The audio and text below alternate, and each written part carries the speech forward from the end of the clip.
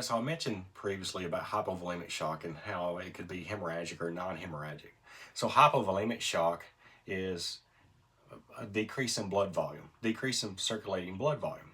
So it's either from a hemorrhagic shock or non-hemorrhagic shock. So hemorrhagic shock is a shock caused by the loss of blood, and non-hemorrhagic shock is a shock caused by the loss of fluid from the blood, so the water or the plasma that's in our blood. So when we lose circulating blood volume, we lose blood pressure. So in addition to maintaining blood pressure, we have our adequate pump. So we have adequate stroke volume, adequate heart rate, and so the pump's good. Our vascular tone can be good, but if we don't have the volume to pump, then our blood pressure is going to drop. So that's a component of the non-hemorrhagic and hemorrhagic hypovolemic shock. So what are causes of non-hemorrhagic hypovolemic shock? We can say burns can, because burns can, in addition to just losing the water through the burns or the plasma through the burns, so shock can also cause something we call third spacing. We'll talk about this later on when we cover trauma, but third spacing, where the volume, we increase vascular permeability, and basically the water separates and escapes from the vascular space. So we haven't necessarily lost blood, and we haven't lost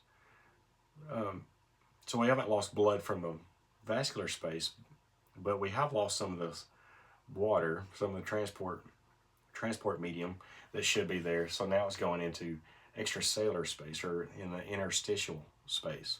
So that's where we've lost volume at, and it can be severe enough to cause hypovolemic shock. So obviously there's other forms of non-hemorrhagic hypovolemic shock.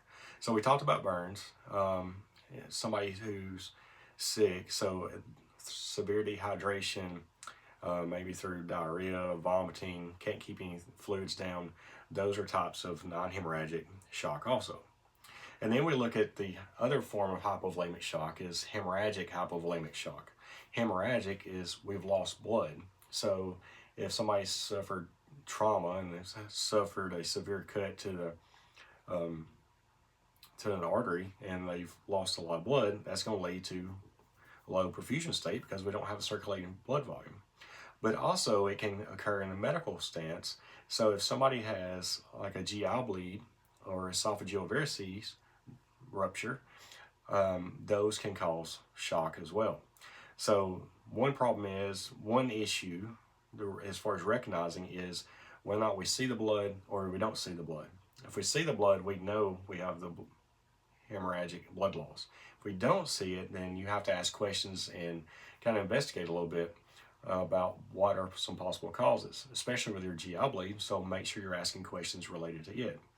Esophageal varices bleed, and usually these patients are vomiting blood, so we would see some of the clues, but always ask and do your investigative skills and pry into what could be going on.